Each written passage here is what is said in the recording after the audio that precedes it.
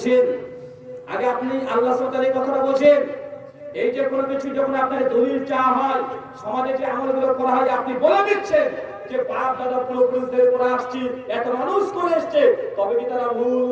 এই জবানটা কোনো মুমিনের ছিল না, এই জবান ছিল আবু জাহিলের, এই অ্যানসার ছিল আবু লাহাবের, এই অ্যানসার ছিল ফিরআউনের। কোথায়?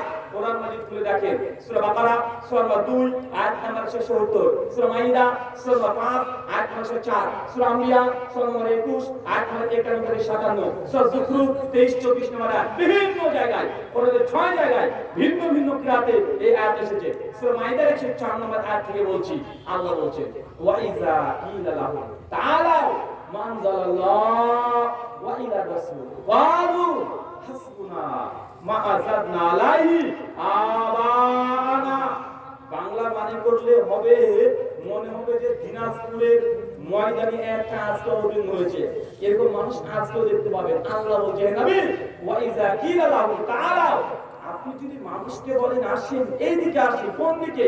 আনজালাল্লাহ, আল্লাহ যা কোরআনে নাযিল করেছে, ওয়া ইলা রাসূল, এবং তুমি নবী যে হাদিস দিয়ে গেছো সেদিকে, তখন কিছু মানুষকে দেখবেন সমাজ থেকে বলবে হাসবুনা মা আযাদনা আলাইহি আবানা, আরে আমাদের জন্য আমাদের বাপ দাদাদের যথেষ্ট ছিল, তুমি কোরআন হাদিস রাখো। ঠিক এমন শাসন নাই আছে।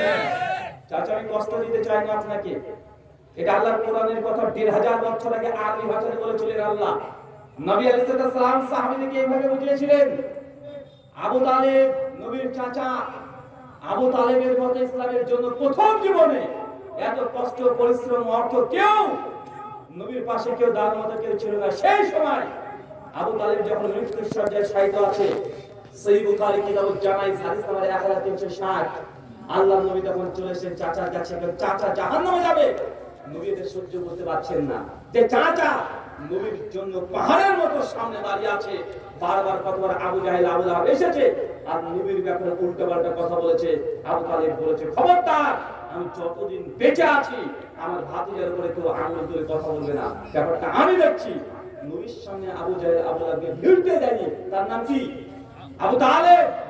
আবু তালেব মৃত্যুর শয্যায় শায়িত, সহিহ বুখারী কিতাবুল জানাইজ হাদিস নাম্বার 1360।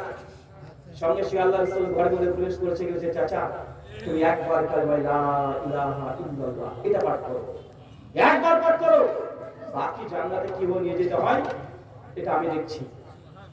আবু তালেবের মনটা ছটফট করে, কারণ আবু তালেব জানে তার ভাতিজা কখনোই মিথ্যা কথা বলেনি, কোনোদিন মিথ্যা কথা বলেনি। আবু তালেব নিজে তো ছোট থেকে তাকে বড় করেছে, সে তো জানে তার ভাতিজা কত বড় সত্যবাদী, কখনো মিথ্যা দাবি করতে পারে না। মনে মনে বুঝতে পারছেন তার ভাতিজা যে দাবি করছে এই দাবি সঠিক, মনটা কেবল বলে যায় কেবল কালিমা পাঠ করতে যাবে। আর ওই সময় শয়তানের কিছু ওলি আছে, ভক্ত আছে, মুরিদ আছে, তার নাম কি? আবু জাহেল, আবু লাহাব, উতবা, সাইবা, সব ঘাটের কোণে এসে দাঁড়িয়ে আছে।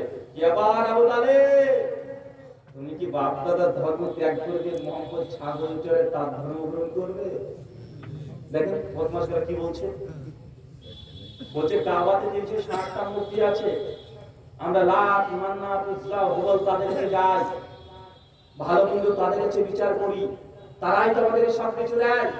আর তুমি আমাদের এই বাপ দাদা ধর্ম ত্যাগ করে মোহাম্মদের এক আল্লাহ যাকে চোখ দিয়ে দেখাও যাবে না, ওকে ঈশ্বর বলে আল্লাহ বলে মানতে হবে, তার ধর্ম গ্রহণ করবে। আবু তালেবের মনটা আবার বলে নরম হয়ে গিয়েছিল, আবার শক্ত হয়ে যায়। শেষ পর্যন্ত কালিমা পাঠ করেনি। কালিমা পাঠ করেছে নাকি চাচা? কালিমা পাঠ করেছে না? কারণ বলেন তো আবু তালেব জান্নাত না জাহান্নাম? জাহান্নাম। সে মুসলিম কিতাবুল ঈমান বাব শাবাত নবী হাদিস নাম্বার 398। আল্লাহ নবী বলছেন যে আমার চাচাকে জাহান্নামে সব চাইতে ওয়া মাযাব দেওয়া হবে, জাহান্নামে সব চাইতে নিম্নমানের আগুন দিয়ে তাকে সাজা দেওয়া হবে। তার পরিমাপ কি আপনারা সকলেই জানেন। তাই নিচে জাহান্নামের আগুন রাখা হবে, তার মাথার মধ্যে টকবক করে ফুটবে। চাচা একটু বোঝার চেষ্টা করেন, নবী হয়ে নিজের আপন চাচাকে জান্নাতে নিয়ে যেতে পারছে না কেন? ঈমান নাই। কি নাই কথা বলেন? ঈমান নাই। একজন নবী ছিলেন, ইনি তো চাচার কথা বললাম, একজন নবী ছিলেন, নিজের বাপকে জান্নাতে নিয়ে যেতে পারবেন না। নাম কি? নবী ইব্রাহিম। তার বাপের নাম কি? আজর। সহিহ বুখারী কিতাবুল আম্বিয়া হাদিস নাম্বার 3350। আল্লাহ নবী বলেন ইব্রাহিমের সঙ্গে আজরের দেখা হয়ে যাবে। একদম কিয়ামতের মাঠে। আর নবী